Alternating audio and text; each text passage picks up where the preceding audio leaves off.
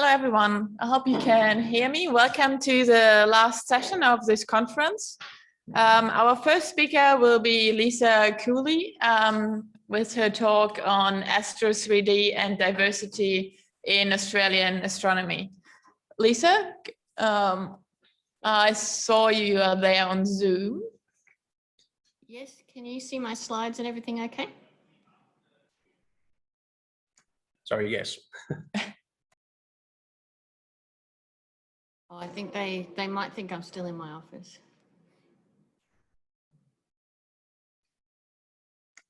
Oh, yeah, I Maybe I need to. We can hear you fine. All good. Okay, can you see my slides okay? Yes, all good. Perfect. All right, thanks everybody for coming. I'm going to give a quick overview of Astro 3D science highlights, and then I'm going to tell you how we reached 47% women in the centre in just 4 years. So Astro 3D is a $40 million centre of excellence, and we have around 270 investigators across 18 different institutions. We've got 3 science goals for the centre. First is we're trying to understand how the ionising sources changed and evolved across cosmic time. We're also trying to understand how the mass and angular momentum in galaxies evolved across cosmic time, and then how the chemical elements proliferated across the universe, both within the first stars as well as the first galaxies, and then right up and including our Milky Way. So one of the highlights of our centre was that we improved our ability to detect the epoch of reionisation by a factor of 10, and this is work that's been done by Nicole Barry at University of Melbourne in collaboration with folks at Curtin University. We also discovered the top 3 most pristine stars in the universe, and this is work being discovered on the Sky Mapper telescope at the ANU. And Thomas Nordlander was a theorist until he went observing, and on his first observing night discovered the most pristine star in the universe. I think now he's more of an observer. This is hot off the press, actually. This just came out last week. Also from the First Stars program, they discovered a really unusual early star in the universe. It's a 13 billion years old star, but it's got quite a large amount of europium and zinc and uranium, and we think it's likely caused by magneto rotational hypernova in the early universe. And Chen Yuan, who's at Swinburne University, discovered the most distant spiral galaxy in the universe, as well as the most distant ring galaxies, and these provide important constraints on models of galaxy formation and evolution. The ASCAP surveys have begun, and they revealed vast H1 reservoirs within galaxies. And in particular, you can see here, what I really like these images because they just show that the opticals, what we see in the opticals, just a tiny, tiny fraction of the overall gas reservoir that we can discover using the ASCAP surveys. And these are both from the Wallaby survey. We completed the SAMI survey of 3,000 galaxy data cubes and now working on the Hector instrument. And Hector is the next generation SAMI instrument. We plan to complete a 15,000 galaxy survey with Hector, and it's due to commission in August. The SAMI and Galai collaboration looked at the formation of our Milky Way, and this is probably my favorite press release title. Sorry, the Milky Way isn't as cool as we thought it was, because previously we thought that the Milky Way had a sort of a dynamical, violent collisional path. But by comparing our Galar observations with the SAMI observations of nearby galaxies that are similar to the Milky Way, it looks like actually the Milky Way's thick and thin disks are very similar to other galaxies, which likely formed via fairly peaceful evolution. And now I want to switch gears because I know you're all wondering how we achieved 47% women in the centre in just 4 years. So the plot here on the left shows you the initiative, what we did over time, and what we actually have some previous initiatives that we introduced. These were standard initiatives that had been done across the board actually in Australia. And we weren't finding that we were achieving any significant impact from those initiatives. I'll go over them in a minute. And so we introduced a wide range of broader initiatives to improve the culture in the centre, as well as how we undergo recruitment, as well as to improve retention. And so you can see that this has actually increased the fraction of women with time to the point where I think we reached a sort of a tipping point at around the 44% mark. It's actually been increasing really rapidly since then. And our goal was actually to achieve 50-50 women across all of the levels in the centre. And so my modelling, and basically based on our current recruitment data, predict that we will achieve that 50-50 goal at all levels by the end of this year.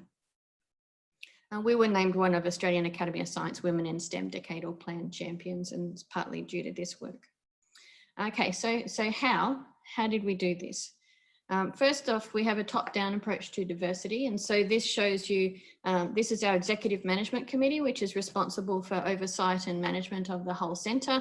Most of the decision-making is done within this committee. And so this is a diverse committee. So it's top-down, including the top of the centre needs to also be diverse. Our advisory board also has at least 50-50 women as well. Okay, and these are the initiatives that we introduced. So the previous initiatives that we had, which were already existing at the universities and in the previous Centre of Excellence, Castro, are shown in purple. And then the ones that we have introduced are in dark blue, and they include a range of things, including mentoring circles rather than a one-on-one mentoring program, 50% women on all committees, 50% women on recruitment committees and shortlists. We have advancement and leadership programs available for all members, including professional staff. And then also a range of inclusivity programs, including things like personalising the centre, promoting work-life balance, showing that we have work-life balance, showing our hobbies. We have diversity training for all members, and that's an ongoing process through the year. Every year we have one or two different diversity training initiatives, and at the moment we've just finished cultural awareness training. But this isn't everything, and I just want to show you some really interesting results. So this is hot off the press. I've just made these plots. It's really interesting. Looks to me like gender balance in leadership roles is really key to achieving 50-50 women. And when I say women, I mean all people who identify as women. And when I say men, I mean all people who identify as men. And so the top left plot shows you the percentage of women in male-led projects in orange and female-led or female co-led projects in purple. Okay, so you can see that in the female-led projects, they're a little bit above 50%. Actually 52%, and the male-led projects are less so. And so if we look at our individual projects, I've just numbered them here on the right. The female-led or co-led projects are above 50%, the male-led projects are below 50%. It's about even. So what's going on here? Why have we got this happening across our centre? Well, you can look at the fraction of female students and the fraction of female postdocs in each of those teams. So the male-led projects are in orange, female-led projects or co-led projects are in purple. And these are exactly the opposite to each other with exactly the same fraction to which they're opposite. So you've got more female leads, you attract more female students. You've got more male leads, you attract more male students. Got more female leads, you're going to recruit more female postdocs. You've got more male leads, you're going to recruit more male postdocs. And that's what's happened in our centre. We started off with 20 to 30% women in these categories. So this is something that's interesting that's happened over the centre. The next thing I'm going to do is go make a movie of this so you can actually see how it rose over time. So what this means is that you actually need to have balance in your leadership roles. And if you have balance in your leadership roles, then this actually promotes or encourages people to apply to become students or to become postdocs of these teams, these diverse teams. And so this is a recommendation I would make to organizations, that you need to have balanced leadership. If you have balanced leadership and you're doing a wide range of diversity programs targeted at retention and at building a positive climate, then you will achieve 50-50. Okay, so now I want to talk about Australian astronomy. So Australian astronomy is not as great as that. Here's Australian astronomy right now, which is based on the midterm review decadal plan data. It was just released not too long ago. And you can see here that we've got around 30% female students, and then it drops to 20% at level E in the universities. And the decadal plan target is shown in the red dashed line. The decadal plan said that we need to achieve 33% women at all levels by 2025. That was the target, and that was the recommendation for organisations across Australia. And so I wanted to know, are we going to achieve that? And if not, why aren't we going to achieve that? So first I had a look at the, what I call this a pipeline stress plot. So this is showing you the number of men and women, the difference in the number of men and women across level boundaries. So level A to B means the difference in the number of women at level B compared to level A divided by the time spent at those levels and relative to the cohort. And so you can see here that there are actually two key transitions here where there's a difference, where there's pipeline stress. There's a stress for both men and women at level A to B and level C to D, but the stress is larger for women. This means more women are leaving at these transitions than men, but this is where the people are leaving astronomy overall. And so to reach these numbers, women need to be leaving Australian astronomy at about 2 to 3 times the rate of men. Between these transitions. And this is actually similar to the rate and level at which women are leaving astronomy in the US as well, at similar transitions actually. 2 minutes. So thank you. So I wanted to calculate workforce models to see whether we could forward model our Australian astronomy workforce and then predict whether we could achieve our 33% in the future with status quo, or what would we need to do. So this is just a schematic of the workforce models. I take the current population of men and women at each level. This is based on the decadal plan midterm review data. I hire people into each level, which is based on AAS job register data as well as ARC fellowship reports. People depart, that's based on that midterm review decadal plan data I just showed you, as well as HERDIC age data for retirements. And then people undergo promotion to the next level, and I'm using Academy of Science SAGE program applications for universities that have astronomers for that promotions data. And then at each year, calculate the population of men and women at each level. So here are the results. So the plot on the left, is it on the left? No, it's on the right. Show you the various different initiatives and the status quo. So the top one shows you status quo. So if we stick with the status quo, we're never going to achieve 33% women actually at any level, according to the models. If we just did 50-50 retention, it's not enough. We won't reach 33% women at all levels. If we do 50-50 hires, so we've got uneven hiring happening at the moment. If we did 50-50 hires, then we'd achieve 33% women at all levels by 2045. So I know some people are looking sad in my audience. I don't know what they're looking like in your audience at the other universities. There's people wrinkling up their faces. So what if we do better? If we did 50-50 hires and retention, we could achieve 33% women by 2037. If we did affirmative action, now I've taken the University of Sydney's affirmative action procedures and the numbers that they've been doing over the last few years. University of Sydney Physics Department has been doing an excellent job at hiring in an affirmative action way to improve the numbers of women. And so I'm just using those numbers. So basically 70% women hired, level D to E, everything else 50-50. If we did that, then we could get our 33% target by 2031, 50% by 2056. 0 minutes. Thank you. I would say though that if you, we felt in Astro 3D that we reached a sort of a tipping point at around the 40 to 45% mark, whereas suddenly we increased in numbers, and most of that was applications by students and postdocs. I think that if you get close to the 40% or over 40%, you're going to see recruitment is going to improve. You get more numbers of female applications for postdocs as well as for students from overseas, which is what we want to be doing. We want to be recruiting from overseas to increase those gender fractions. Okay, so here are the conclusions. To achieve our decadal plan target of 33%, we need action. We can't just stick with the status quo. It's not going to work. So we need to understand why women are leaving more than men. We need exit surveys. Every university should be offering exit surveys. We need retention targets, recruitment targets, mentoring in general, but also for promotion. We found this very effective within Astro 3D.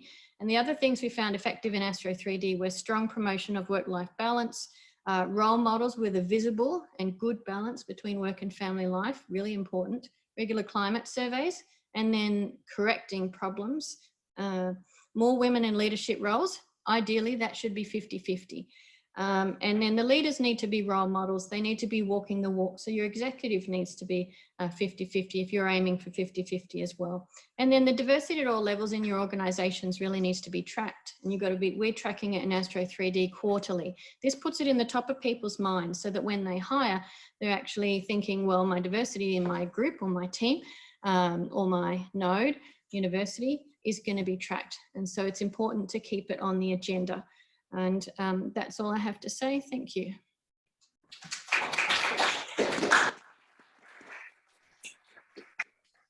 Thank you, Lisa. We have a question, time for one question, and there's one from Natasha Holly-Walker in Slack, but it has been partly answered by Cass, I think, but there was a follow-up, so I'll just read it. I noticed one of the Astro 3D initiatives was 50% women on hiring in other committees.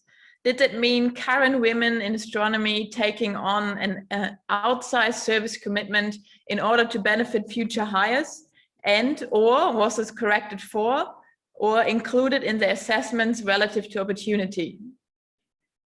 So we have always had 50-50 women on the committees, but one way we avoided the women in the centre being overburdened is we did use it in the beginning. We had astronomers from outside the centre also contributing to those committees. But the only way to actually do unbiased recruitment is to have 50-50. And that's one reason why you want 50-50 in your organisation. Now that we're at 47%, we're not overburdening anybody. When we reach 50%, we're not overburdening anybody. If you have 50-50 on all your committees, it's fine. And so I would actually encourage organisations to work on ways to achieve that 50-50. And, you know, if you're at a university and you're hiring in a permanent faculty position, you can actually get good input and advice from people from other areas. And other areas could include geophysics, could include biology, could include physics. You know, there are people working in astronomy related areas in those departments, and some of them have more women than we do in astronomy. And, you know, they love astronomy. A lot of them would love to be on these committees. And so I'd encourage you to look much more broadly about and who you have on your committees if you are overburdening the women. But I also do think that committee memberships need to be considered as a much more important role and contribution to the university and to the school when you're doing promotions processes. There are some universities in the world that actually have a service requirement, and it can be up to 30% service. And if you're not doing 30% service, then you actually are downgraded in your performance development reviews and your promotions. It does happen. It's happening a lot in the US. And so this is something we could incorporate in Australia. It'd certainly make it more fair if you have women on more committees. Thank you, Lisa. Let's thank Lisa again. And next up we have Ryosuke Hirai. I saw you on Zoom. Can you please share your screen? I can't share my screen somehow. It says while another participant is sharing. Can you try again? Because I think Lisa stopped now. It should work now. Okay, now it works. Can you see my screen? It's starting. Yes, we can see your screen and we can hear you. All good? Okay, good. Okay, then hi everyone. I'm Ryo Hirai. I'm a postdoc at Monash University, and I would like to drastically change the topic and talk about winds in closed binary systems. So my main topic will be focusing on X-ray binaries. So X-ray binaries are binaries that consist of a compact object, namely a neutron star or a black hole, with a normal star, so a main sequence star or Wolf-Rayet star or something. They're usually classified in two different types, low mass X-ray binaries and high mass X-ray binaries, depending on the mass of the donor. And they also have a qualitative difference, which low mass X-ray binaries are usually powered by Ryosuke overflow, and high mass X-ray binaries are powered by wind accretion. So in a high mass system, the star is massive enough to blow very strong stellar winds, and the companion compact object can capture part of it and power the X-rays. And my talk will be focusing on this high mass X-ray binary class. Now, these are quite important in terms of many contexts of astrophysics. For example, the first ever black hole confirmed was SIG-X1, which is a high mass X-ray binary. It's also becoming increasingly important in the context of gravitational waves, because gravitational wave sources like binary black holes or binary neutron stars are usually formed through these isolated binary channels, which always include a stage of high mass X-ray binary. And so to understand what's going on in these systems is very important, not only to understand the physics going on around black holes and neutron stars, but also to understand the binary evolution leading to the formation of these objects, and also the following evolution leading to gravitational wave sources. So the wind accretion process inside these systems is relatively simple. We can describe it with the classical Bondi-Hoyle accretion picture. So you have this star blowing a roughly spherical wind, and the compact object captures part of the wind, and we can roughly express this capture radius by the so-called Bondi radius, which is dependent on the wind velocity. And if we assume that everything that comes into this capture radius accretes onto the companion compact object, we can estimate the mass accretion rate, which should be proportional to the X-ray luminosity that eventually gets emitted with some efficiency factor. So yeah, this picture seems quite simple.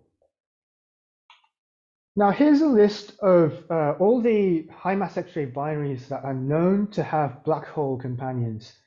And there's only actually about 5 or 6 systems with a confirmed black hole in it. And I've just listed all the known binary parameters, the masses and the orbital periods. Whereas obviously, because the high mass X-ray binaries, the donor masses are relatively massive, and also the black holes are quite massive too. But also you may notice that the orbital periods are relatively short. In the rightmost column, I've added a column noting the Ryosuke filling factor, so how much the star, the donor star, is occupying its own Ryosuke. And you can see most of these have very high values, very close to 1. Now, this is most likely an observational bias, because I've only listed the ones which have confirmed black holes, meaning they have good mass measurements. And to have a good mass measurement, you need a short orbital period. But nevertheless, because we have the most information for these systems, which have high Ryosuke filling factors, it's important to know how the wind accretion works in these high Ryosuke filling factor systems. And it turns out that wind accretion might not be as simple in these tight binaries compared to what I just explained before in the simple Bondi picture. So there's various effects that might influence the wind accretion in close binaries, and I'm going to focus on these 3 effects that I came up with. There's also other effects that might be important that are also known to be important, but I've omitted those. But before I go into the specifics of each of these effects, let me introduce you to the theory of wind driving in massive stars. So stellar winds can be driven by various mechanisms, sometimes by magnetic fields, sometimes by just the pressure of the surface of the star, sometimes by dust, and sometimes by absorption lines. And for massive hot stars, the wind driving is mostly by these so-called line-driven mechanism. And there's an established theory called the CAK theory, which describes well how these line-driven winds work. So in CAK theory, so you have a thin absorption line in the wind material, and because the opacity in that certain frequency is so high, it can capture that photon very efficiently. So the photon from the star very efficiently in that specific frequency, and it gains the momentum from that photon and gets accelerated as a wind. But you're wasting quite a wide range of the frequency range from the star. But actually, it turns out that this isn't the case. So if you take into account that after you capture a photon, the material gets accelerated, so therefore the absorption line actually gets Doppler shifted, so redshifted, and then the line can capture a different frequency range from the star, and then it gets further accelerated, then it sees a different frequency, and then so on. So you end up capturing a wide range of photons and can efficiently accelerate the wind to a very high velocity. And this is the equation for the CAK theory. And if you solve this differential equation, you can obtain the velocity distribution as a function of radius, which I show in this right bottom plot. So the wind actually takes some time to accelerate, and it only reaches its final terminal velocity after propagating already by about 4 or 5 times the stellar radius. So having this in mind, I'm going to try and explain the winds in binary systems or close binary system within the CAK theory framework. So first of all, the wind acceleration zone effect. So as I explained, the wind takes some time to accelerate to its final velocity. And if you have a close companion, it can be as close as about 2 to 3 times the stellar radius, which means the companion is somewhere within this blue shaded range. And at this range, the wind hasn't really accelerated to its terminal velocity, so it's actually embedded in a very slow part of the wind. So the Bondi radius can be significantly underestimated if we only use the terminal velocity, whereas the true wind velocity is actually lower in these closed systems. Also, the wind velocity is so slow, it can be comparable to the orbital velocity. So the wind can be bent by the Coriolis force, and also you can have these complicated flow patterns because of the bending, because the wind is comparable to the orbital velocity. Also, because the wind is more dense close to the stellar surface and it goes down as it goes out, you can have a density gradient across the Bondi radius, meaning you can have even more complicated flow patterns. Now, the second effect is rotation. So within CAK theory, it's known that the wind velocity can be changed by rotation. And actually counterintuitively, the rotation reduces the wind velocity. So as you go to higher and higher velocities, you have a slower and slower terminal velocity. As you see in the right plot, the horizontal axis is the rotational frequency, and the vertical axis is the wind terminal velocity, and you can see the wind velocity goes down as you have more rapid rotation. So because donor stars in close binary systems are tidally locked to the orbit, it can be rapidly rotating naturally, so we expect the wind to be actually slower than what we expect from vanilla CAK theory. Now, the final effect is gravity darkening.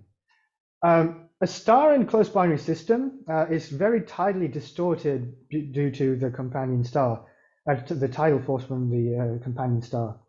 And you can have a very asymmetrical surface gravity distribution, as you see in the left panels. It's most quenched towards the companion star, and you can even have like a surface gravity almost close to 0. Now, there's a theorem called the von Siepel's theorem saying that the surface luminosity of a star is proportional to the effective surface gravity. So in rotating stars and also stars in binaries, it's known that the star can have a very asymmetric luminosity field, like you see in rotating stars like Altair, or even in binaries, you can see these modulations in the light curve because you have a dark patch just spinning around. And because the wind is driven by radiation, this asymmetric luminosity field can have a significant impact on the wind velocity field. So we try to incorporate all these effects into the CAK theory in a simple way. So here is the equation of motion for the wind material, which includes the gravity from the 2 stars and centrifugal force and Coriolis force, and also the term from line acceleration. 2 minutes. Yep, thank you. We also incorporated the rotation correction by adding an extra factor into the line acceleration term. And we also tried to account for the gravity darkening by putting it into the mass loss rate formula. Now, here is the result for the wind streamlines. So in the left, I have the usual picture, and the right when I include the rotation correction. And you can see that the flow around the companion, if you look closely, there is a focus stream that doesn't exist when you don't have the rotation correction. And for example, for Cygnus X1, it's known that there is a rose lobe overflow-like stream going towards the companion. So this rotation correction might be a critical ingredient in understanding what's going on in these systems. In terms of mass accretion rate, we calculated how much mass can be accreted on the companion. Long story short, the effects actually cancel out. So the rotation correction and gravity darkening cancel out, and the mass accretion rate doesn't really change from the normal Bondi accretion value. The most dramatic difference comes in the angular momentum accretion. So here is the angular momentum accreted onto the companion as a function of Ryosuke filling factor. So when the Ryosuke filling factor is low, or for wide systems, it's very similar to classical Bondi accretion. You have a very small amount of angular momentum, and it's not enough to create an accretion disk because it just doesn't have enough angular momentum exceeding the value of the innermost stable circular orbit. At high Ryosuke filling factors, the rotation correction and gravity darkening effects can make a significant impact, and as we saw, it creates this focus stream. And this is enough to create an accretion disk. It has a high enough value to create an accretion disk, whereas it wasn't enough when we don't include these effects. We did a parameter study with different kinds of binary parameters and wind acceleration parameters, but the overall picture doesn't really change.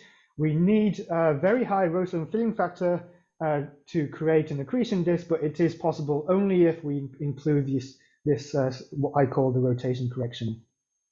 0 minutes. Yeah, I'll put up my conclusion there, and thank you for your attention. Thank you. Can you stop sharing your slides so that the next speaker can get ready? And first of all, a comment from Natasha in Slack. She says that it was the most beautiful illustration of the line shadowing she's ever seen. And then there's a question from Mike. When transitioning from low mass to high mass binaries, is the swap from rose lobe to stellar winds a linear transition, or does this highly vary with different types of X-ray binaries? That's a good question. So I'm not sure if we ever know whether a system has transitioned from a high mass X-ray binary to a low mass X-ray binary. I think it's usually just depends on the initial mass of the companion, whether it was low mass in the beginning or it was high mass in the beginning. There are known intermediate mass X-ray binaries where you have like an intermediate mass companion. So in that sense, there is like a transition from the high mass to low mass systems. And yeah, it's not fully understood whether the intermediate ones are wind accreting or rose lobe overflowing. So yeah, I mean, I think we need more observations to understand the transition between these different regimes. Thank you. Let's thank him again. Thank you. And Orsola, can you share your screen? Hi, yes, here I am. Let me, hold on, put this here, and this down, and here we go. Okay, so next is Orsola De Marco with 3D hydrodynamic stellar merger simulations. And I hope this is working now. So hello, everybody. I will present today some initial efforts on a new code to simulate binary mergers, primarily white dwarf mergers. This is an effort led by Louisiana State University, and it's an interesting collaboration between astrophysicists and computer scientists who don't even know the difference between a star and a galaxy. So the science we're trying to help with is binary interactions, which of course are becoming very important because they underpin a lot of the transients that the larger and larger number of surveys are picking up. And of course, gravitational waves themselves come at the moment from binary mergers, which themselves had a history of potential other mergers and interactions. Now, we also know that in massive stars, the number of systems in multiples is actually 100%, and about 70% of these will interact and merge at some point in their life. So we're definitely very interested in binaries at the moment, driven by these lots and lots of observations. And we're finding the theory has been lagging behind a little bit. On the one hand, because it's a lot of work, it's really difficult. And on the other hand, because perhaps in the past there wasn't enough incentive in terms of a lot of observations out there. So what are the goals and the barriers to the type of theoretical work that is 3D hydro simulations or binary interactions? Well, ultimately, we would love to do one big simulation with plenty of resolution and all the physics we need to produce observables such as lightcurves. In practice, that's probably not going to happen, but we could try and get close to get as close as possible and as close as the technology will allow us. Now, the problems with the simulations is they're really, really big. They take a lot of time, so you have to have a lot of patience, and they're really costly in terms of CPU hours. So you can do a lot of things. You can be clever and mix 3Ds with 1Ds. There's all kinds of really interesting ways to proceed in theory in this space. However, you can also say, okay, we're going to face the technological challenges in trying to make codes that are bigger, more scalable, and perhaps that can run on faster architectures and faster computers. And this is what led the development of Octo-Tiger. Now, Octo-Tiger it's got one interesting feature, is that it uses a different parallelization methodology called HBX that is like a competitor of MPI, and that has helped in some ways to scale the code better. It also runs on all kinds of hardware, from CPUs and GPUs and hybrids, as well as our machines such as Fugaku, which is the fastest machine in the world. It obviously, like all codes doing this type of work, follows certain mathematical algorithms, which are picked especially for this type of problems. And it has to make all kinds of choices, including things like using a rotating frame, which is almost, it's quite important in binary works because it leads to better conservation and less diffusion. Now, the scaling that we have achieved has been quite amazing. We have here a scaling table done on Gaudi here in Australia, and we have here highlighted in red a 1 billion cell simulation, which is really massive simulation, that we managed to scale up to half of Gaudi, 82,900 cores. Now, you say, fantastic, how long does that simulation take? Well, if you wanted to do the whole merger, it would take only a few months, which is great. But the problem is it would cost a lot of money, because we're talking about 100 to 300 million CPU hours. Those of you who know that this is enormous, and the cost at the rate that has been given to the AL when we purchased Gaudi time last time is really a few $1 million, which is too much. You're not going to do the simulation, even if you could wait for it.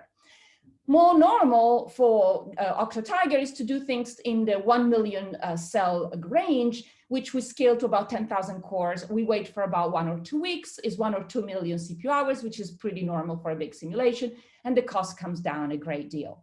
Now, I should point out that all the work we follow from with this new code has been working on really good simulations that had the order of 2 to 4 million cells. So we're already making a massive improvement, even if we don't want to spend a few $1 million on it. Now, what are the problems that we are training our new code on? Well, the first one is this interesting class of stars called Arco-Bohr stars. They are amazing stars. With this light curve that you see in the picture is a typical Arco-Bohr light curve. They have the sudden and dramatic decline. Sometimes the stars taken out of the sky for decades on end. And this is due to puffs of dust that form the undersurface. Very unclear exactly how that's working, but that's another field. Now, they are 1 solar mass supergiants, and they're hydrogen deficient, and they're ultimately destined to become non-DA white dwarfs. The theories for their formations have been quite a few, but the 2 theories that have been around for a long time, one includes a final helium shell flash in a single star, and the other one is the merger of 2 white dwarfs. The second theory was dismissed for a very long time after coming out in the 80s, but in 2007, there was this paper that having detected this very low oxygen 16 to 18 ratios, basically said the binary merger theory has to be correct, because the only viable way to create this isotopic ratios is with partial helium burning that is started under some dynamic conditions such as a merger and then interrupted. Otherwise, all the oxygen 18 you're making in this flash would go on to make neon 22 and be completely eliminated, and you'd go back to a ratio of 500. So to do this, the binary scenario is the best. Now, I should point out these are low-mass cousins of the type 1a supernovae, which, as you know, are complicated. There's a lot of burning, there's carbon burning, then the star gets destroyed, whereas these stars don't get destroyed. So they're actually a really great opportunity for studying something similar that leaves you behind something you can study. I love the fact that a lot of these papers that in the 80s put forward these interesting scenarios on these rare stars, they were cited very little, but then starting in about 2005, 2010, there's been a surge of interest in these mergers, in this case because of the discovery of this isotopic ratio, but in general because I think binaries are becoming more of a thing. When I was a PhD student and I did a bit of binary work, people said, oh, don't even start. Anyway, so what we did, we started a simulation with Octo-Tiger, which you see here on the left, and you see that there's mass transfer, and at some point soon you will see the merger. Actually, I might have to speed it up. So great, so you do the simulation, and what do you do with it? Well, one of the things that's interesting is whether oxygen 18 is being produced, and to do so, you have to prove that helium burning is taking place. So the way we do it is to wait for the merger, which I'm going to go right here is about to happen. As you can see, the donor, which is the helium white dwarf, gets disrupted, and you get this beautiful one object. With this object, you take profiles of temperature and density and other parameters, and you plot them like this. This is temperature density profiles. The top is a 1 resolution, the bottom is a higher resolution, and the 3 lines are different times after the mergers when you take the profile from, to see if you have variability, to see whether the decision of when you take out the profile to understand the nucleosynthesis actually matters. As you can see here, none of these goes above the helium burning limit, but a higher resolution, it starts coming close. I should point out these are results from last week, and we now have 2 more resolutions of level 12 and 13 that we're working with. So the point is, do you get enough oxygen 18 from partial helium burning? And the answer is not yet out. As I said, will come up soon, but we might get there. Now, the other problem is when you dump a lot of helium on top of the carbon-oxygen white dwarf, you have a lot of shear, and you dredge up material from the core, and this material has a lot of oxygen 16. It has a normal ratio of 500. So the problem is if you dredge up, you're going to swamp the little bit of oxygen 18 that you produce in the helium burning, and you're going to go back to a ratio that's not what we observed. So we had to figure out a way in which we can assess this from the simulation. And the way we do it is we look at how much accretor material has dredged up above a certain density. And we call that the dredge up mass of oxygen 16. You have to do a little bit of transformation to get that. We know that if we go much above 0.06, 0.07, we're going to swamp the signature of oxygen 18, and we're not going to reproduce the observations. So here, as you can see, this is again very preliminary. This is different simulations, different ways to do things, different resolutions, and not all of them have finished. Not all of them have even merged yet. And so we might be going to a situation where we have too much dredge up to explain the observations. So this is very much preliminary work. We'll see what happens. The other project we have with Octo-Tiger is to explain the Rosetta Stone of mergers. This object, V1309 Sco, underwent this incredible outburst in about 2008, and we were lucky that it was in the OGLE survey field, so we had lots and lots of light curve data before the merger as well. This stuff that you see here is about 3 years of data, has a really nice variability. It's hard to see here, but it's actually quite a clean light curve from which the period was measured. And as you can see here on the left, the period was reducing until about 2007, and then you had this big outburst. So it's the first time we actually have proof of the merger for an object where we just saw a light flash, and it's, you know, in general, you interpret it as a merger. In this case, we have really good proof. It has a lot of data, not just this, both before and after the outburst, and so it's really an important system for simulations. So here we have the best setup we can figure out on mass ratios and other parameters of our systems. And you can see how the mass transfer started there, and then it becomes a bit more unstable, and you have a change in the orbital parameter, and you have some outflow from L2, which you're about to see from the top here. And now this has gone only 6 orbits, it's still running on GAD, it started not long ago. So again, very, very much at the beginning, but we are already comparing what we see in the simulations with analytical theory of how mass transfer and angular momentum transfer and Darwin instability and tides are working. And actually it's proving wonderful comparison, both to understand if the simulations are doing a good job, but potentially even to figure out to what extent the analytical approximations are approximations. So there's tons of work to do here, but we have a lot of hope because the simulations are actually looking like a lot better than we had before. The previous work here was done in 2018. with different codes and lower resolution. So this is my last slide. Thank you, that's perfect. So what is the ultimate goal though? Well, in all transients, the best observation we have is light curve. Doing light curve ab initio, not like curves where you have Monte Carlo methods propagating through the mass that's ejected in a supernova, but you do the light curve from the very, very beginning, self-consistently with the merger. That is very hard to do. What you have here on the right is a merger simulation, a completely different merger. It's one of my old simulations. And what you see, this is a density cut on the orbital plane. So you have the merger here. This is a merger product, it grows, and the white curve is the photosphere location.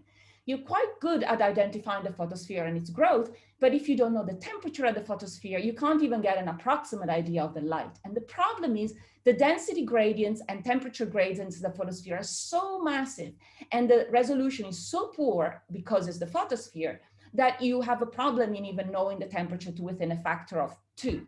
And then of course that propagates into a really bad idea on the luminosity.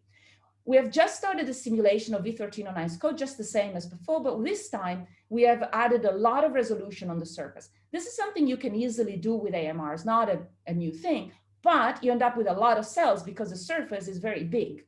And so in general, you might have a hard time doing a simulation like this. We predicted that we're going to take about 2 million CPU hours and a couple of weeks. And so we're looking forward to studying to what extent we can actually refine our previous work on doing photospheric definition so as to produce light curves either in a black body approximation or with radiation transfer, which Octo-Tiger has recently got has been implemented. So in summary, Octo-Tiger is a new accurate code to simulate stellar mergers at the moment of similar size stars like white dwarfs or main sequence stars. We can understand the merging conditions of white dwarf mergers for arc-Bo stars or other types of white dwarf mergers.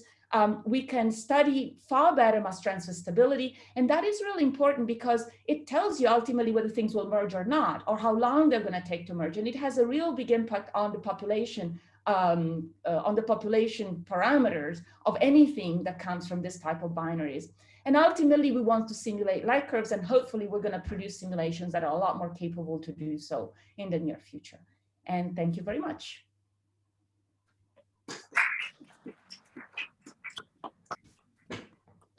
Thank you. Can you stop sharing your screen? And Andrew, can you please get ready?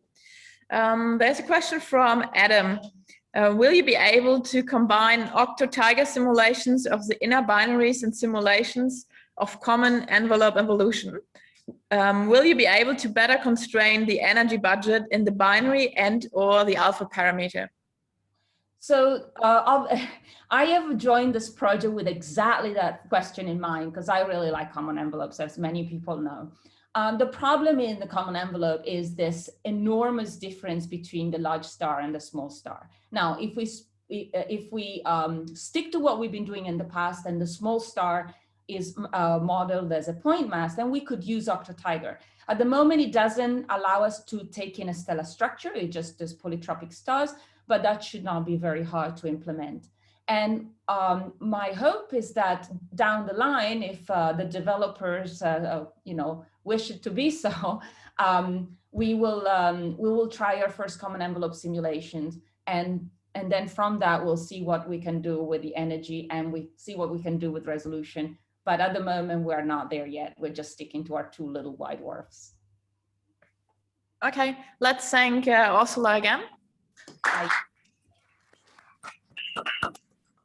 And the next speaker is Andrew Battisti on sweeping away the dust. Please go ahead. All right, thank you. Can you hear me?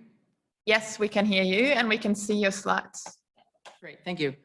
So first, I'd just like to thank the organizers for giving me the opportunity to talk today.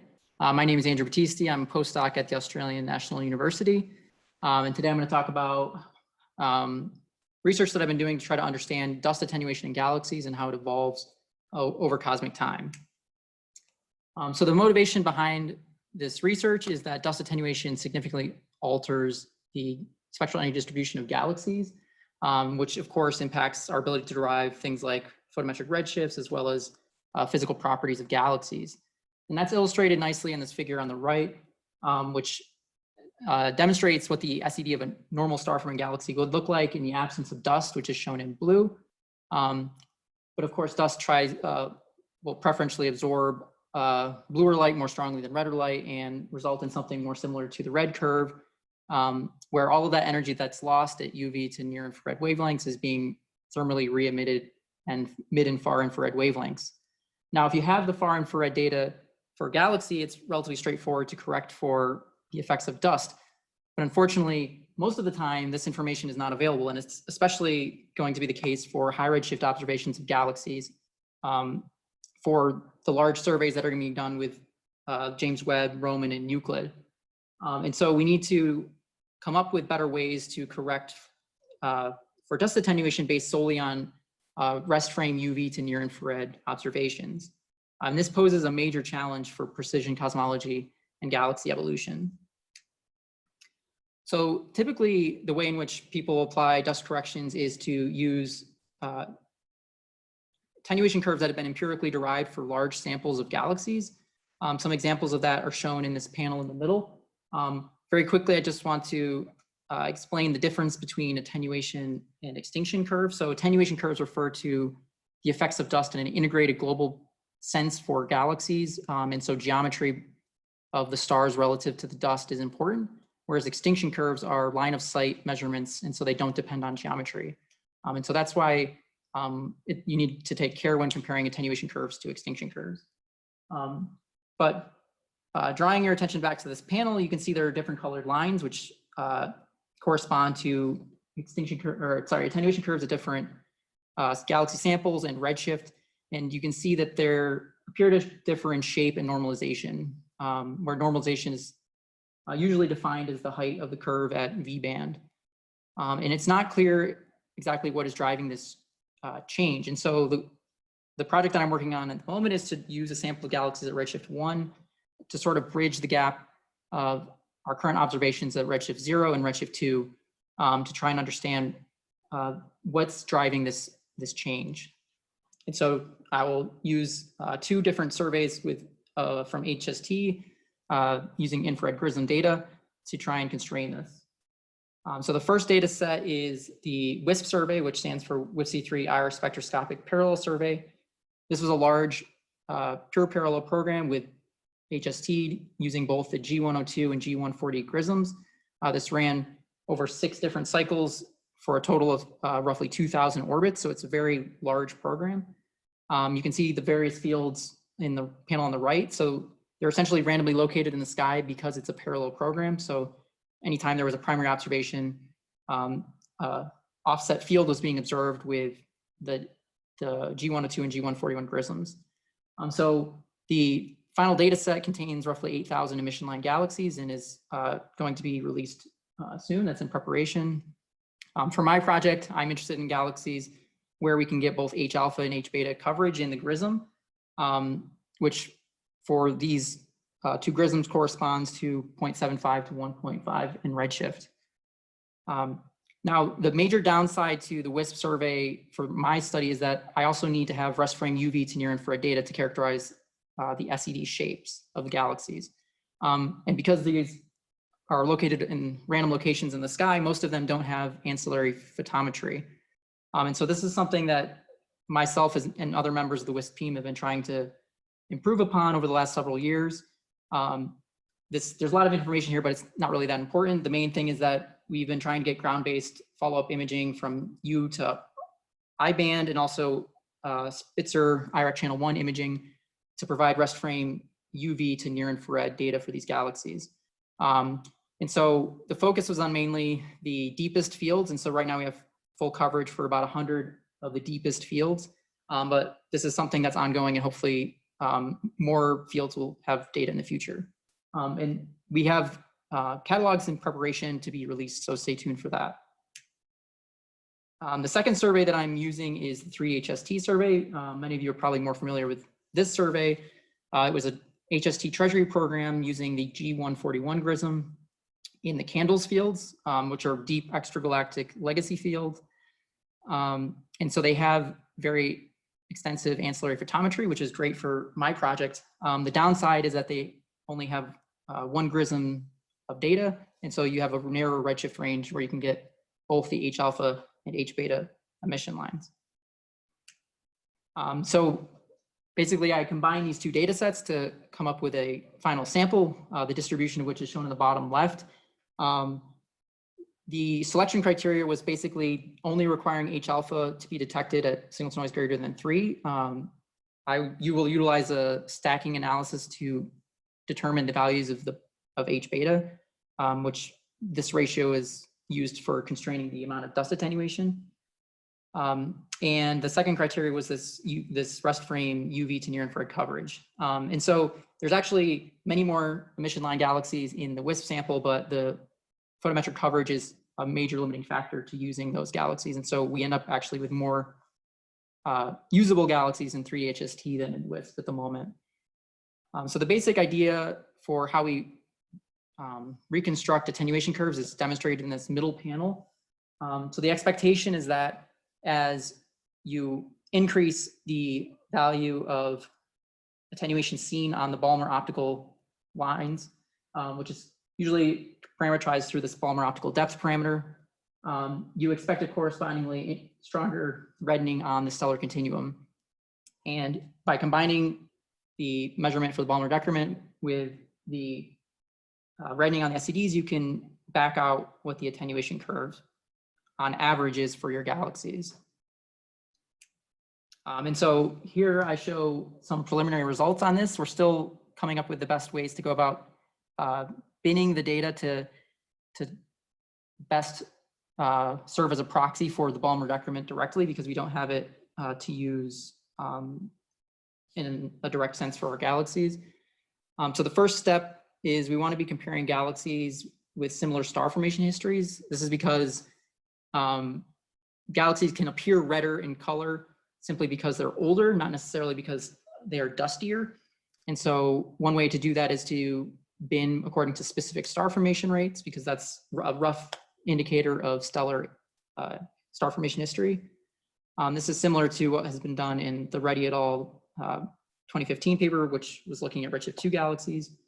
And so the other way in which we can constrain the rough amount of dust attenuation is, for example, using this ratio of star formation rate derived from the SED fitting, normalized relative to the observed H alpha star formation rate. So things that have larger SED star formation rates relative to observed H alpha are likely to be more dust obscured than things where they're similar in value.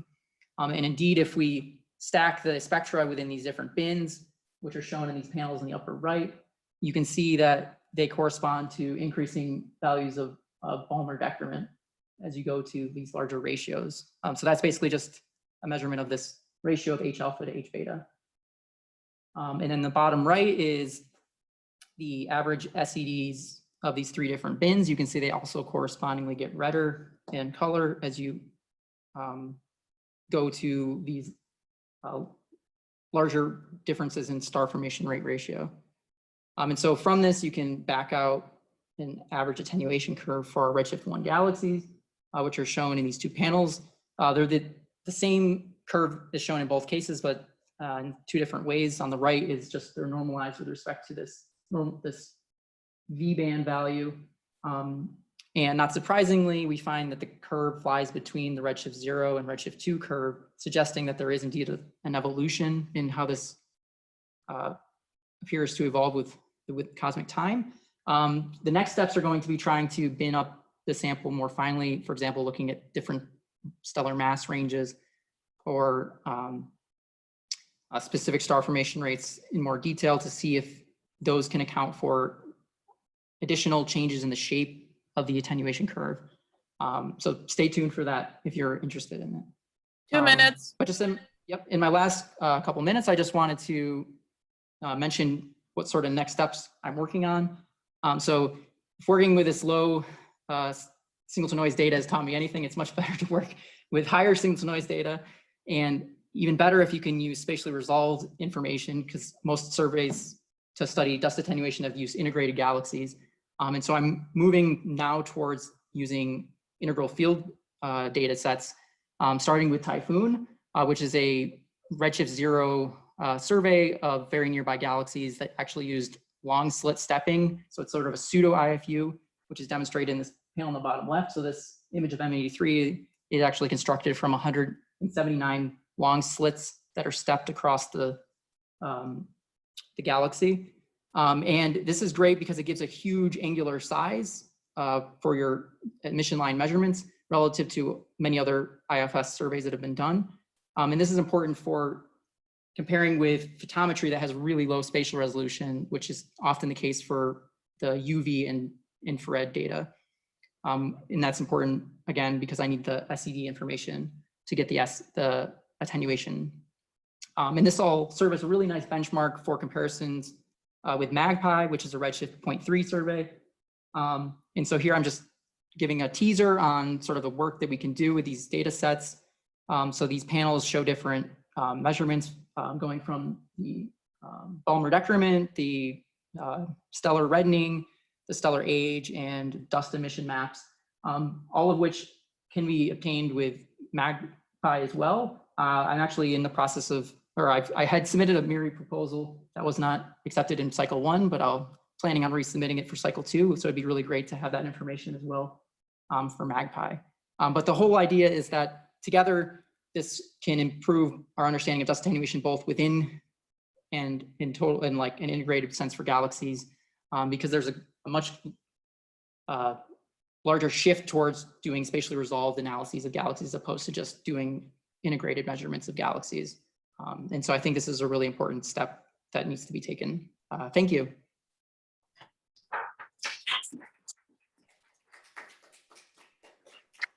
Thank you. Can you stop sharing your screen, Yes. please? And there's a question from Rebecca Davies. She's asking, how large are the uncertainties due to blending with N2 in the GRISM spectra? It's a great question. So I didn't go into the details of that because it's sort of a pain. So the way we're correcting for this is using the mass dependent and redshift dependent calibrations from Feist et al. I don't remember the exact data set that used, but they provide corrections that are should be accurate to within like 0.1 or 0.2 dex.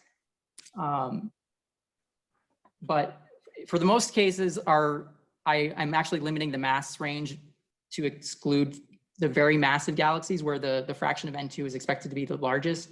And so the fractional effect on average for N2 in our galaxy sample is of order like 10, is expected to be like 10% or something. So it shouldn't have a huge impact on the galaxy sample that I'm working with.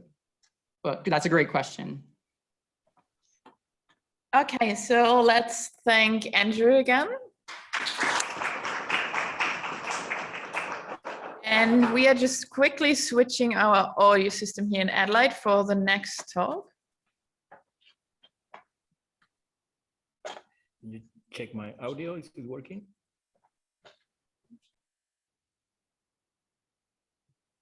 Should be. I'm speaking. Can you hear?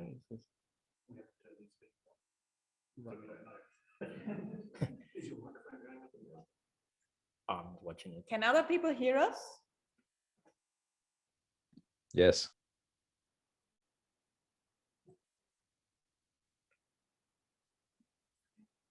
Can you test for a Test, second? test. Testing. Can you open your? Can you hear me? Yes, they can. Okay. Good. Okay, so next one is Jose Bellido, and he will report about the Southern Whitefield Gamma Ray Observatory. Good, thank you, Sabrina. Yep, so we'll present the Southern Whitefield Gamma Ray Observatory. Just quickly go to my talk.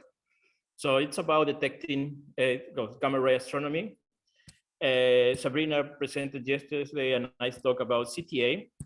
So, well, basically, gamma rays interact at the top of the atmosphere, produce a cascade where there's a significant charged particles that produce the Cherenkov light that is detected farther down in the ground with telescopes, Cherenkov telescope like CTA ones, And we have a very good resolution reconstructing the arrival direction and energies. However, the disadvantage is that observatories like with Cherenkov telescopes only work at nighttime, which is about 10% of the time. And also you have a small field of view angle. So they only see the sky that are pointing towards too. So an alternative is to deploy particle detectors high up in at very high altitudes, because particles, mainly electromagnetic particles of the shower, are absorbed in the atmosphere. So they don't reach if you put the detectors down the lower altitudes. So we have to go more than 4,000 meters above sea level to detect these low energy, these particles, okay? Especially if we want to reach the lower end of gamma rays, probably hundreds of megaelectron volts. So as high as we go in the atmosphere, the lower the energy threshold for gamma rays that can we detect. So that is the idea of the SWGO observatory. And this kind of detectors, because it's particle detectors, can operate day and night. And because it's not a telescope pointing to a specific direction, it has a full sky, 1 stereo-radian field of view of the sky. So this is a good complement for CTA that has a better resolution, but the SWGO can see the full sky, so can trigger for transit events and emit a trigger to CTA that can rapidly follow on with more resolution any interesting transit events. And at the lower end of gamma rays astronomy, we have direct detection like the Fermi detector. Okay. So this is the observational panorama we have at the moment. We have detectors like CTA with HESS, MAGIC, Veritas, and CTA in the southern hemisphere in HESS as well. And we have like SWGO detectors like HAWK operating in Mexico, and also just being finally finalized its reconstruction, a Chinese gamma ray observatory, which is called LASO. So the advantage is it's 100% duty cycle and wide field of view of particle detectors. So as we can see, these both detectors are in the northern hemisphere. So we don't have this wide field of view existing currently any of the southern hemisphere.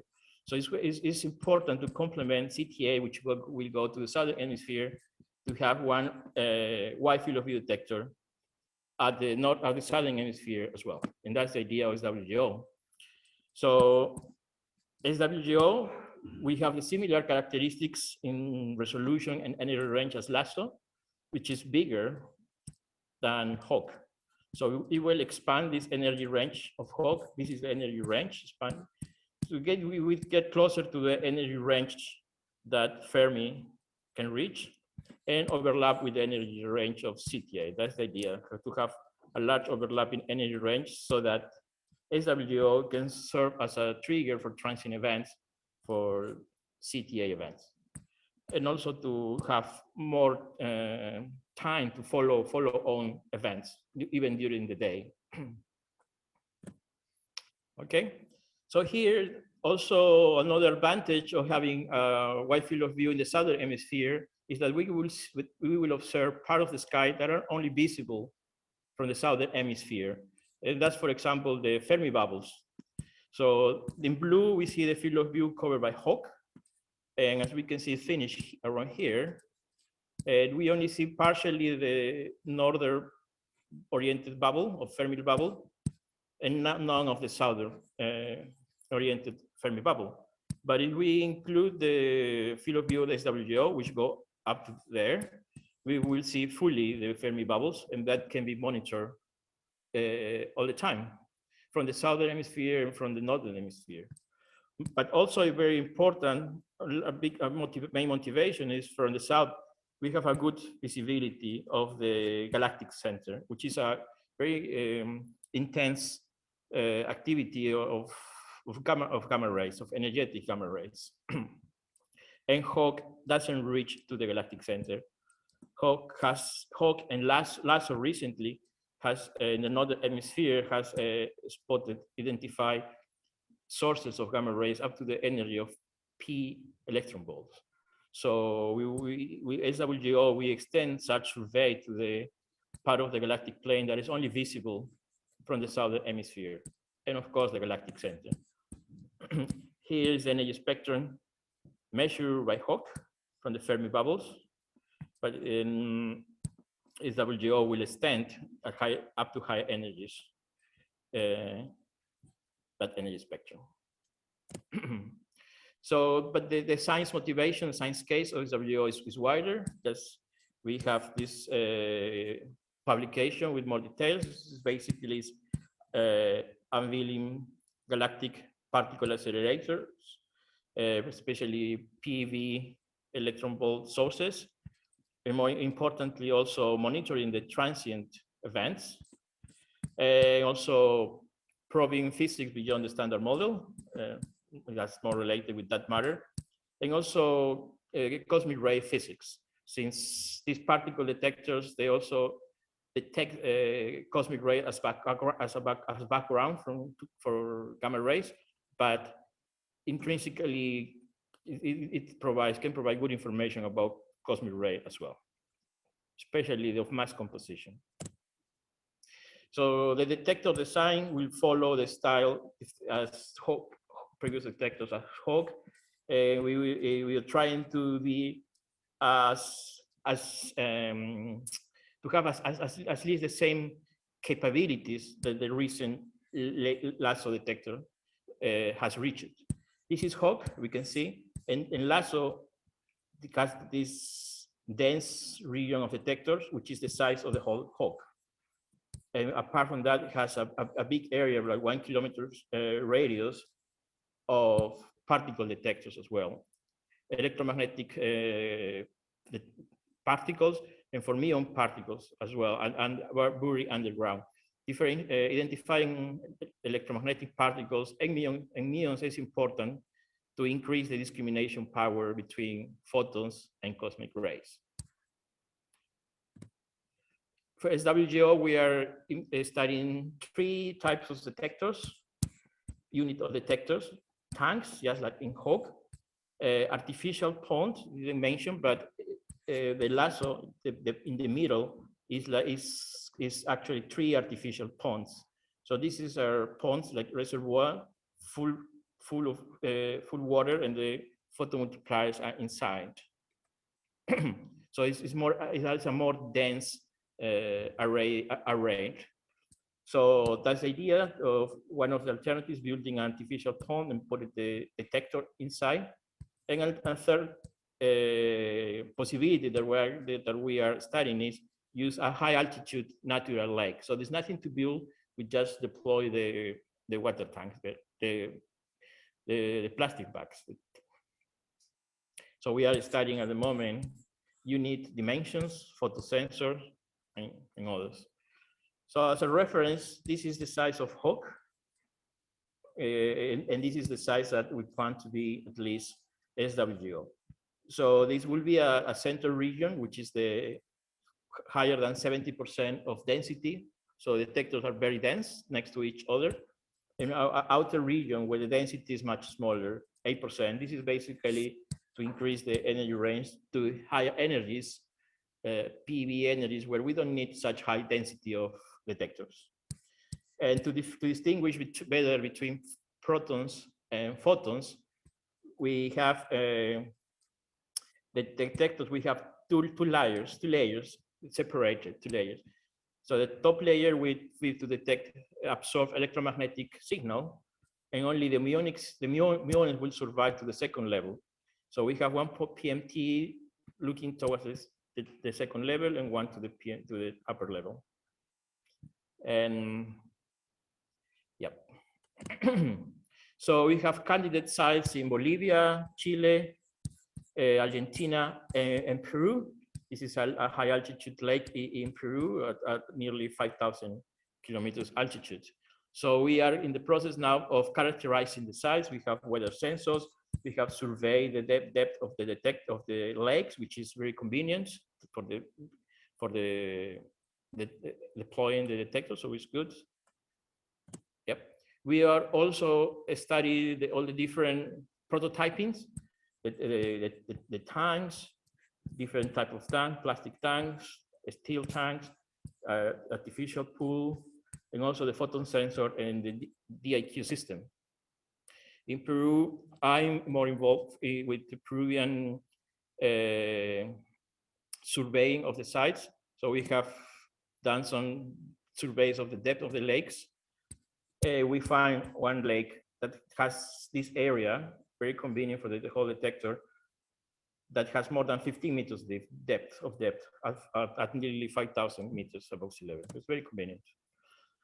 Also, we have identified here in Australia a company that produces steel water tanks, and through industry engagement plan run by AAL and the Department of Industry, we managed to fund 4 prototype tanks that will be delivered to Peru and to the site of Mexico. So if to be tested, if successful, it will represent a contract for this company of $55 million for 6,500 tanks. So working on that. And Max Planck Institute will provide all the instrumentation for those prototype tanks. And yep, just to finalize with my conclusions. So the southern sky needs a wide field gamma ray instrument, which will be a good complement with CTA for transit event and to LASO to have a full sky coverage. And we are advancing towards the design of the site and the site choice, and we are open also for new partners in Australia. Thank you very much.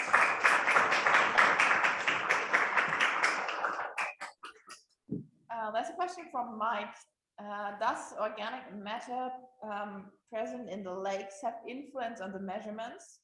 For example, refraction index or signal travel speeds, or is it just negligible? Sure. Not really, because in the lakes we will have tieback bags that we have purified water inside, which is not in contact with the water outside of the tank. There's another question about environmental considerations for the natural lake detectors regarding environmental and sustainability.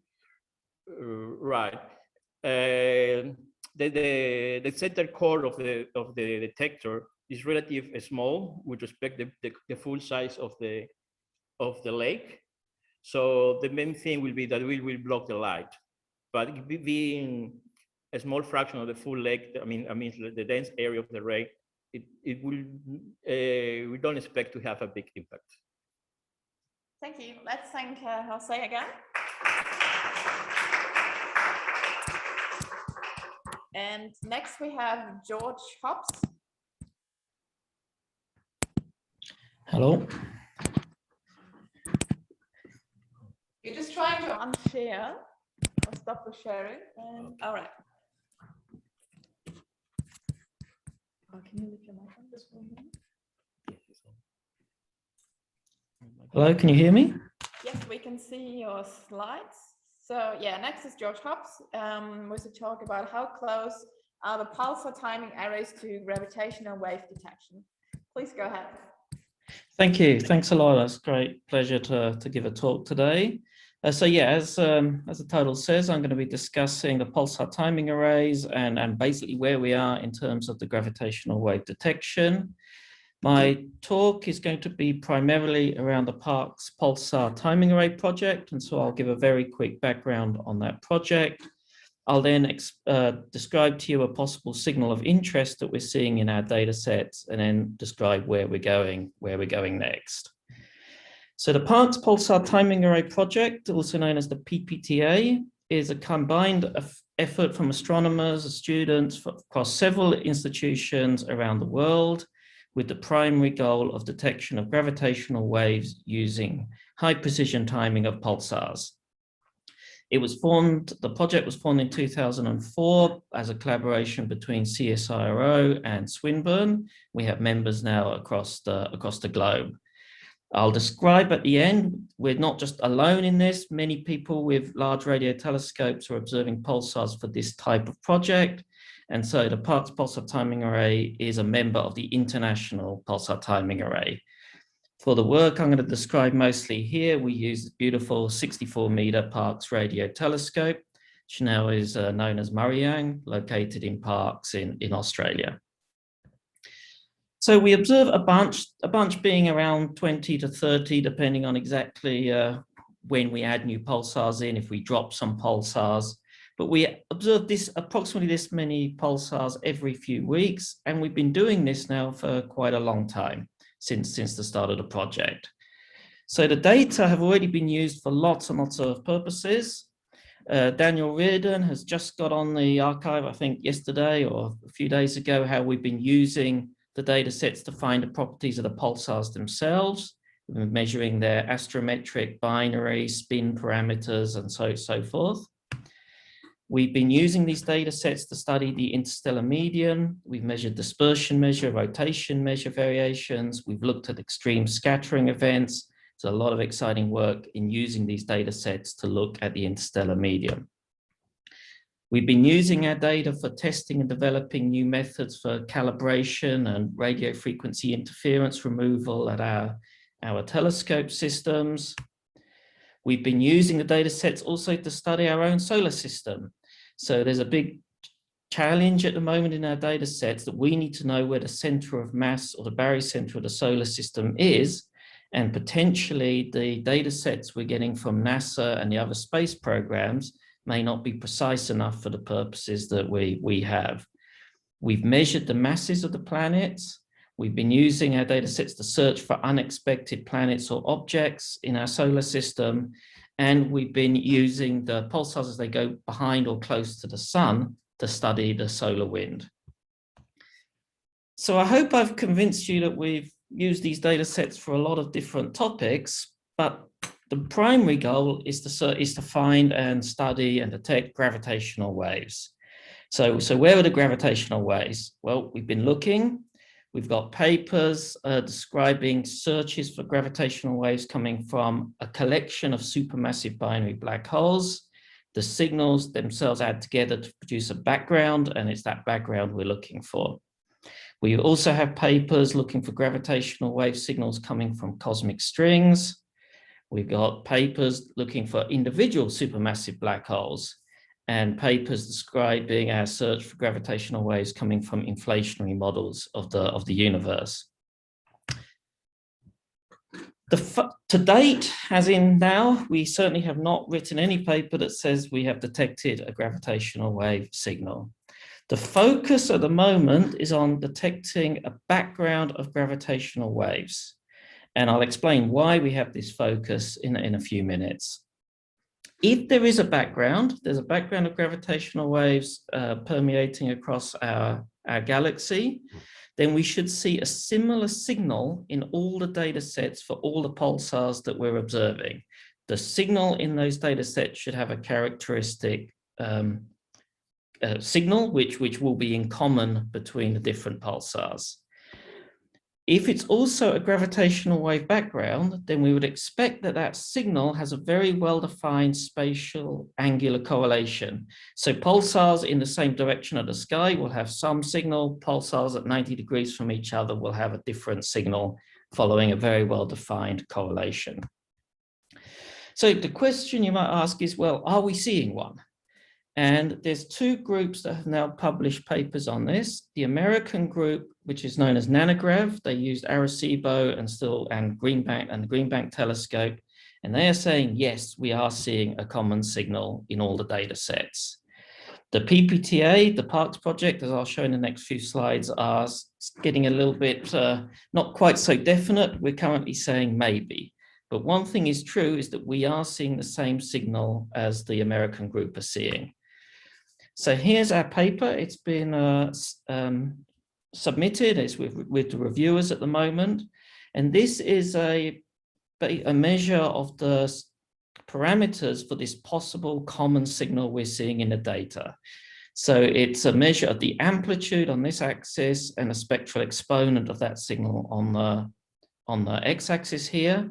The Parkes results are shown by these contours here. And so on these scales, we're seeing a signal that could be represented as a gravitational wave at this amplitude and at this spectral exponent.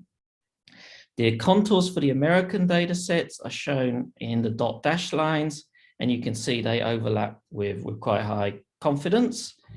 And so, yes, we are seeing a signal. We are seeing the same signal that the North American group are getting. The predictions for a background from supermassive binary black holes, the amplitude is not well determined, but the spectral exponent is predicted to be this number here. And so I've put 2 exclamation marks here that our possible common signal is lining up exactly where we'd be expecting it if we're seeing a gravitational wave background coming from binary black holes. So is this signal really common to all the pulsars? Again, if you read the group papers coming from America, they'll say yes. If you read our papers, we basically say maybe. And the argument all goes down to Bayesian statistics. It depends exactly what you're modeling, exactly how you're setting up your priors, exactly what model comparison you're doing.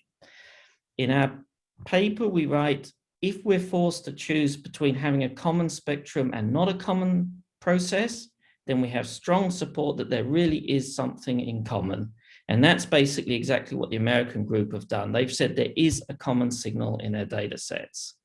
However, using some simulation, we have shown that you can get similar results even in data sets that do not have a gravitational wave signal if the noise models are not well described. However, in some way, it doesn't matter.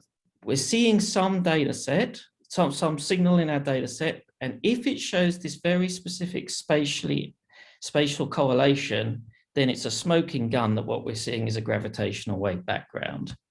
So this is the signal that we're expecting to see. This is just from simulated data. It was predicted back in 1983 by Hellings and Downs. This represents the correlation between our data sets on the y-axis and the angular separation of the pulsars on the x-axis. So if you see something that basically drops down, it's negative around 90 degrees, and then it goes back up again, this is really a smoking gun that we're seeing a gravitational wave signal. The Parkes data looks like this in the top plot here. So this dotted line is that prediction. This is what we expect to see. These Varlin plots show the data sets that we are actually getting. And perhaps if you just squint and have a first look at that, you might think that this is nicely following that line. And it's certainly an interesting possibility. But with our entire sample of pulsars, basically the Bayes factor is only log Bayes factor of 0.3. And this is not enough to say we have or haven't got this particular correlation in our data set. So it's not against it, but it's certainly not giving us strong evidence that we have it either. So in summary, we definitely got a signal in our data set. If it happens to be a gravitational wave background from supermassive binary black holes, then this is the amplitude of that background. It's in the ballpark of where you might expect such a background. However, if you just turn a handle on the statistical analysis, we still don't have any strong evidence for or against that signal being from a gravitational wave background. However, we're not looking at a transient source. This background is going to last basically forever. And so our significance, our ability to detect it will increase as we get more data and we get improved data sets. 2 minutes. Thank you. So this is my last slide. So I just wanted to make a couple of points about how we can get more and better data. The data sets that I've been showing you do not include our best, most recent data obtained with this new receiver that's been installed a few years ago at the Parkes telescope. This receiver is providing us with the widest available simultaneous band for high precision pulsar timing anywhere. And we've now got well over 2 years of data using this receiver. This has not been included in analysis, and of course we should. We can also join our data sets with those from the International Pulsar Timing Array, and that will significantly increase the number of pulsars being observed. And finally, there's new telescopes coming online. Well, they're already online. The FAST telescope in China, the Meerkat telescope are both phenomenally sensitive telescopes carrying out high precision pulsar timing. And so joining all these data sets together, hopefully will tell us if we really have a detection of a gravitational wave background or whether it's something else. So thank you very much.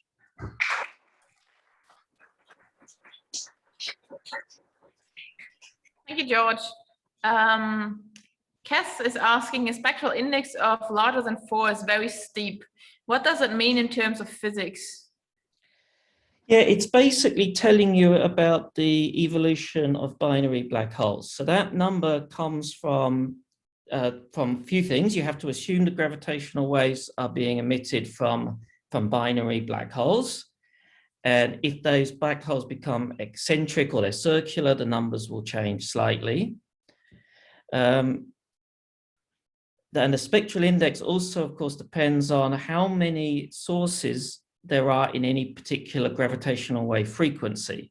So if the binary is quite compact, the gravitational wave frequency will be high, but the source won't live very long.